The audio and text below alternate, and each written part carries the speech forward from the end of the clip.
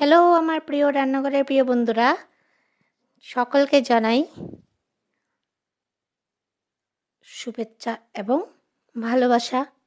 তো আজকে আরও একটা রেসিপি নিয়ে আপনাদের কাছে চলে এসেছি বন্ধুরা। সবাই নিশ্চয়ই ভালো আছেন। তো দেখতে থাকুন আমি আজকে কি বানিয়েছি। দেখতেই পাচ্ছেন এখানে এত সুন্দর করে রাখা আছে। তো এই জিনিসটা আমরা বাইরে থেকে কিনে খাই, যদি ঘরে বানিয়ে খাই তো এটা তো ভীষণ ভীষণ ভালো লাগবে আরও। তো খুব সহজ এবং সাবধানে করতে হবে। তো দেখুন আমি বাজার থেকে মানে ভুজিয়াওয়ালার থেকে, যেখানে ভাজা মুড়ি চিড়ে পাওয়া যায়, সেখান থেকে আমি ভাজা চিড়ে কিনে এনেছি।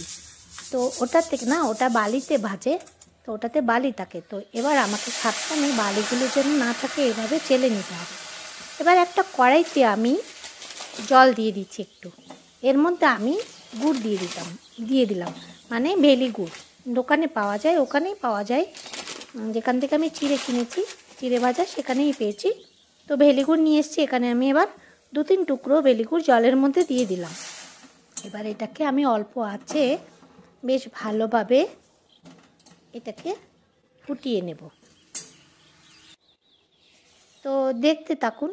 এই যে দেখুন কি সুন্দর লাগছে, এটা বেশ গলে অনেকখানি ফুটে গেছে।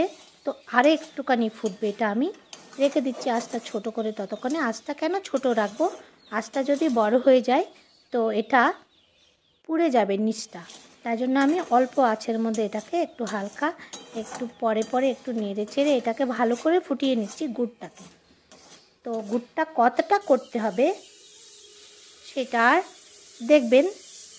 ওটা আমি মানে খুন্তিটা তুললে দেখবেন একটু টান টান পড়লে তখনই আপনি চিড়েটাকে দিয়ে দেবেন ওখানে। এবার দেওয়ার পরে আমি খুব ভালোভাবে এটাকে মিক্স করে নেব, খুব ভালোভাবে মিক্স করতে থাকবো।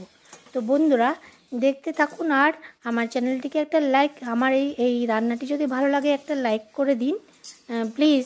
একটা লাইক আমাকে অনেকটা উৎসাহ বাড়াবে আপনাদের জন্য নতুন নতুন ভিডিও আনার জন্যে। তো দেখুন এবার আমি বেশ ভালোভাবে মিক্স করে নিয়েছি। এবার হাতের মধ্যে আমি একটু সর্ষের তেল মেখে এইটাকে এবার করে নেব। তো এটা যদি 2-3 জন করে একসাথে তাহলে ভীষণ ভালো হয়। তাড়াতাড়ি করতে হবে এটা, যাতে ঠান্ডা হয়ে না যায়। তো আমি একটু সর্ষের তেল মেখে নিচ্ছি হাতে। এবার দেখুন একটু গরম গরম নিয়ে এভাবে করে নিয়ে নিচ্ছি। তো এটা ঝটপট করতে হবে। তো যতটা সহজ ততটা কিন্তু সাবধানে করতে হবে। এক হচ্ছে চিড়েতে বালি থাকতে পারবে না, গুড়টাকে ভালোভাবে পাক করে নিতে হবে। আর তৃতীয় হচ্ছে এটা গরম গরম এভাবে গোলা করতে হবে, মানে মোয়া করতে হবে।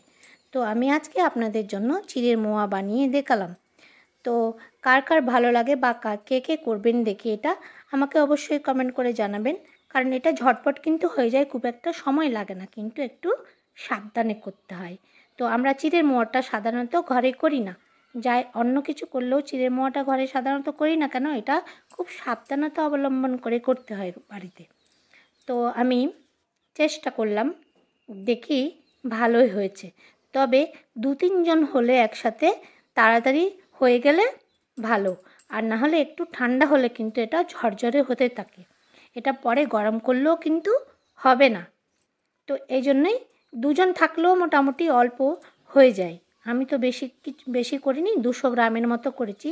মানে ভাজা চিড়ে কিনেছি আমি 200 গ্রাম, 200 থেকে 250 গ্রাম কিনেছি। তো এখানে আমি 200 গ্রামের মতো দিয়েছি। তো দেখুন করে নিলাম ঝটপট করে।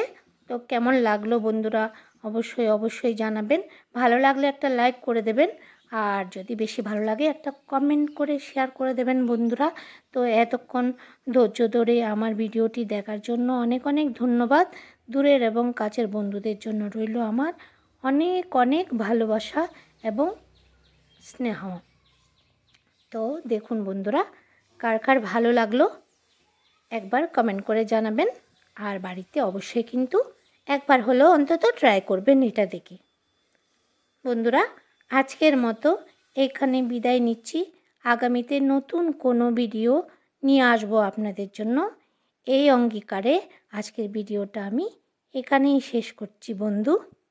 ভালো থাকবেন, সুস্থ থাকবেন, আর এতক্ষণ সময় দিয়ে দেখার জন্য অনেক অনেক ধন্যবাদ আপনার।